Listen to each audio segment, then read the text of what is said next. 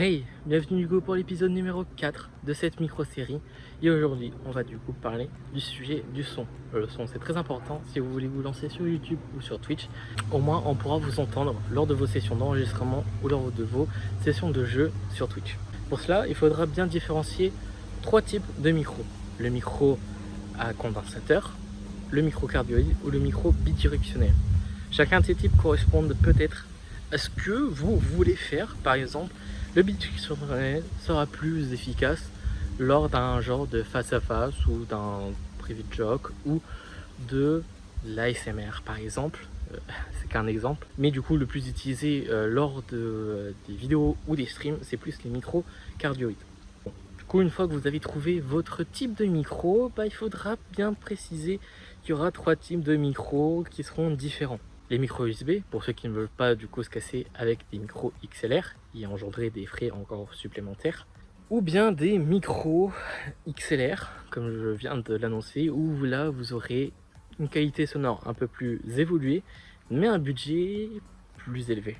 Ou bien sûr, pour ceux qui veulent faire comme moi ou des vidéos en extérieur, des micro-cravates qui sont reliés directement en jack ou en lightning, ou ça dépend de votre téléphone, en quoi il peut accueillir un micro, ou votre réflexe par exemple.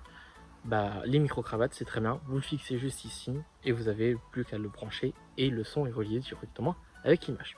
Pour le micro USB, c'est tout con, c'est tout simple, c'est du plug and play. Oui, vous avez juste à brancher en USB sur votre tour et vous avez du coup directement votre micro, ce qui est le plus simple. Donc en tant que micro USB, je peux vous conseiller un Bird UM1 aux alentours des 60 €. Voilà, c'est le début. Si vous voulez vous commencer dans le YouTube ou dans Twitch, le Bird UM1 est un très bon micro si vous voulez commencer à vous enregistrer. Ou après, on a le très connu Rode NT USB. Voilà, pareil, plug and play, très facile à être utilisé. Par contre, pour l'XLR, je vous dis, il faudra un peu plus grimper au niveau des 80-150 €. Oui, entre ces eaux-là. Parce que vous n'aurez pas un micro assez bon à moins de 80 € pour ce que vous voudrez faire. Bien sûr, on pourra prendre les plus connus, le Shure SM7B ou son petit frère, le Shure MV7, celui que j'utilise lors de mes sessions de jeu ou lors de mes enregistrements vidéo. Bien sûr, une fois qu'on aura choisi notre micro XLR, bien sûr que je vous invite à faire des comparaisons via YouTube, il faudra du coup bien sûr choisir votre carte son et bien sûr il faudra encore rajouter de l'argent et ce sera entre 50 € et 150 €. Les plus connus sont bien sûr les Scarlett et les Behringer. Voilà, c'est ceux que je peux vous conseiller. Vous avez plein de comparatifs sur YouTube, je vous invite à chercher ou aller dans la description pour en regarder. Et pour ceux qui veulent aller plus loin, je vous invite à prendre une table de mixage. C'est plus utile pour les streamers que les youtubeurs. Je vous conseille vraiment pour ceux qui veulent streamer. Ça vous aidera beaucoup à vous améliorer pour plus tard. Et en termes de table de mixage, je vous conseille du coup la Yamaha MG 10XUF. Elle coûte un peu cher, mais au moins vous ne serez pas déçu pour votre argent et vous pourrez vraiment tout contrôler. Je vous ferai une vidéo dans les mois à venir. Bien sûr, les micro-cravates, comme j'ai dit, seront pour certains créateurs, donc pour les vlogueurs, pour les gens qui font du face reveal comme ceci, moi j'en aurais besoin d'un. On peut en trouver en jack ou sans fil, mais du coup ça va dépendre de votre prix initial pour investir dans du matériel audio. Ce serait con d'investir dans un micro-cravate qui coûte 20 € et qu'au final il se casse au bout de 2 mois parce que vous l'avez trop utilisé.